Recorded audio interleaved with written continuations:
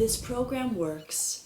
I've worked with many, many clients in my office, ranging from people that are just addicted to sugar, carbohydrates, pasta, potato chips, whatever it is you're eating, people that binge, using food as a coping mechanism, anorexia, people that have lost 200 to 300 pounds, people that are thin, but they binge and then they purge. And it's very, very uncomfortable. And what I really see throughout my practice is that we know that food is an addiction. We call it the silent addiction because you have to eat. If you don't eat, you're going to die. And everywhere you go, there's food. Whether you go to a restaurant, a grocery store, a friend's house, food is a part of our lives. It's a way of socializing. Hi, my name is Rochelle Cook. I have a master's in spiritual psychology, and I'm a clinical hypnotherapist. I'm Michael Glock. I have a PhD, and we have a clinical practice on Abbot Kinney Boulevard in Venice, California. What we do is we work with yesterday, today, and tomorrow.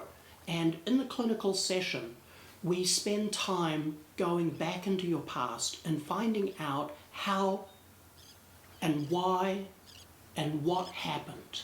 Like really, like we go back. You're in a safe and sacred environment, the clinical office. You can come and see us either face-to-face, or you can do a telephone session, or you can do the sessions via Skype. At the end of the webinar, you'll be directed to a page where you can sign up. So one of the things we want to do is stop the obsession with food. And we do that by understanding, where did this start from? A lot of times, the way we learn to eat, we learn from childhood.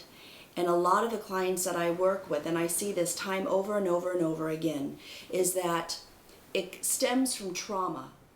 And trauma affects weight. How does this happen? I'm going to give you a few examples. I once had a client who lived in a home. She was a small child. She grew up in a home that was very, very difficult. Her parents were abusive. They were fighting. And it was severe. It was to the point where we moved from the house and she was put into a foster care system. So what happened was, one of the reasons why these adults would be fighting was because there wasn't money in the house. So the child, which is very typical for a child to do, took on all the responsibility. Everything was her fault. And she decided that she wasn't going to eat food because if she ate food, it would cost her parents money. There was, however, candy on top of the refrigerator. So what she would do, because she didn't want to have the fighting because it really scared her, was she would go and steal the candy from the top of the refrigerator, and she would hide under her bed because she felt safe and protected, and she would eat her candy. So as of today, what does she do? She eats candy because that was her coping mechanism. That's what she associates safety with. I have many other clients that when they were children, they would all sit at the dinner table and their parents would say, eat everything on your plate, because there are starving children in Africa. And I have to say, instead of eating so much, save the money and maybe send the money to Africa for the children. However, they were forced to eat all of their food. And not only that, but the dinner table was a safe place. It was a family place. You were reunited. It was a family time and gathering. So what happens is they move out on their own as adults, and sometimes they experience loneliness. And what do? They turn to food, because food makes them feel safe. It makes them feel like they're not alone. It gives them back that family feeling that they had when they were a child. And this is what food does. The experiences that we have as a child, they transfer right into our adulthood, and we use food as a coping mechanism. We have watched thousands of people change, and so can you. You too can release your old stories. So when I came to see Rochelle, I'd have some traumatic things happen personally and with my family, and they really affected me and my emotions. And Rochelle has helped me disassociate my over-emotional state with how I treat my day-to-day life, and it's been a good change.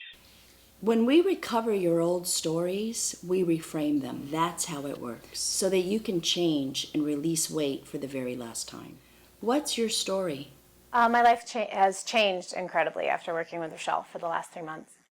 The word that I feel when I leave here is I just feel calm and I feel centered, and I feel like, I mean, a lot of the work that we have been doing is kind of me being okay with who I am and standing on my own 2 feet. The cool thing about her is that in my first session, she gave me homework to do. She gave me books to read. And like, so I felt like even when I wasn't in the sessions, I was able to go home and forward my work on my own. I feel like the exercises that she gave me, because they were about my own relationship and my own struggles, really fueled, I mean, really the reason why I wrote this book is because I was struggling with my relationships. So it's really, it has really helped me kind of hone in why I wrote this.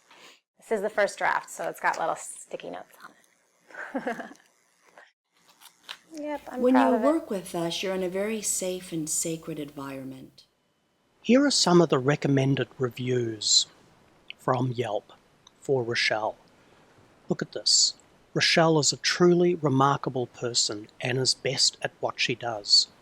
What makes Rochelle different than anyone else I've ever worked with is that she loves what she does and is simply passionate about helping people, and it shows through in her work. I've spent years in and out of therapy with small improvements. I've seen Rochelle about 4 to 5 times now, and the progress and growth I've seen so far greatly surpasses what I saw in years of work with other practitioners. Diana R. I was suffering from food addiction and am overweight as a result of it. I have been overweight ever since I was a small child. With Rochelle's help, I have literally stopped wanting the foods that I'm addicted to, and I'm learning what is causing this addictive behavior. I feel in control of my life and see myself as being thin in the very near future. Lucy L. from San Diego. What an amazing experience. Rochelle is heaven sent. Important to know this. It is imperative that you love yourself in the process of releasing weight. Your body is just the mirror to try to get your attention, saying that whatever the root issue is, it's crying out to be heard. What does the voice that wants to eat have to say? And it is so important to love yourself in the process and to accept without judgment where you are in this part of your journey. And all it is an opportunity to heal for the very last time. All it is allow that voice that wants to be heard, that voice that when it's allowed to be heard and set free, then the healing can take place. And then your body is naturally going to release this weight. So the way you look right here and now has absolutely nothing to do with your worth, if you deserve to be loved or heard or seen. That has nothing to do with anything, because we all, no matter what we look like, no matter who we are in the world, deserve to be loved and seen, because the truth is we are love. We don't have to do anything to earn it. And for those of you that feel that you're hiding behind your weight because you don't want to be seen, that's a misunderstanding that I'm really inviting you to clear up, because it couldn't be further from the truth. There's nothing to be afraid of. When you're okay with yourself and it's okay for you to hear yourself, you're going to really understand that that weight, it's not true. So what I typically see after people do this work is, once I see that they found a sense of peace, one they never thought they would know. Part of that is that they no longer wake up thinking about what they're going to eat. They've released weight. They're in a better relationship than they were before. If they're in a relationship, that is improved. Their sense of self-worth has completely changed. And it's even telegraphed into people getting a different job or having just different relationships in general. Their entire life changes, and it's not just because they're losing weight. It's because they have released the belief of yesterday that they projected into the future, that they embraced as fact today. And when we uncover the yesterday and we reframe it, when we project into the future, when we think about what tomorrow's going to be like, all of a sudden it looks differently. It isn't so painful. It isn't so dark. It isn't so, let's say, lack of hope. When you change your belief of yesterday, you look at tomorrow in a whole different light. And what that means is right here and now, which is always just, all that matters is the here and now. That changes. And guess what that means? When you feel comfortable within yourself and tomorrow doesn't look so bad, your food is no longer a coping mechanism. So it's not just about going on a diet. Diets don't work. It's about working with the belief system that led you to gain this weight. It's about listening to the body that has gained weight because it's trying to get your attention. It wants you to uncover the story, and it's forcing you to do so. And by working through this whole process, I've seen miracles, and I've seen peace. And there's nothing more rewarding than that. I started seeing Rochelle in the last few weeks. I feel like my attitude walking into castings and auditions, I just have more confidence, and I've managed to book more jobs than I have been doing previously, which I'd like to link up with my change of attitude. Dana P. I plateaued on my weight, tried many diets, and realized I needed help to get me over this hump. This was a mental issue as I was exercising regularly but eating too much.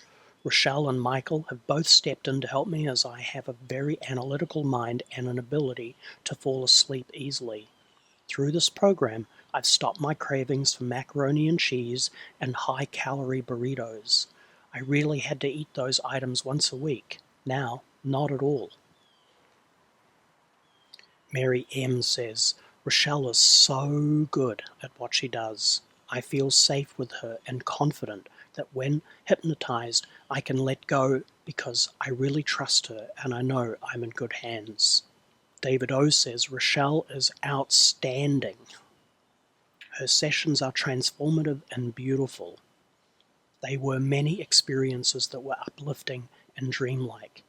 She makes you feel very comfortable and work through any issues for positive changes in life. At the very end, you'll have an opportunity to sign up for a face-to-face session, or you can work with us on the telephone or via Skype.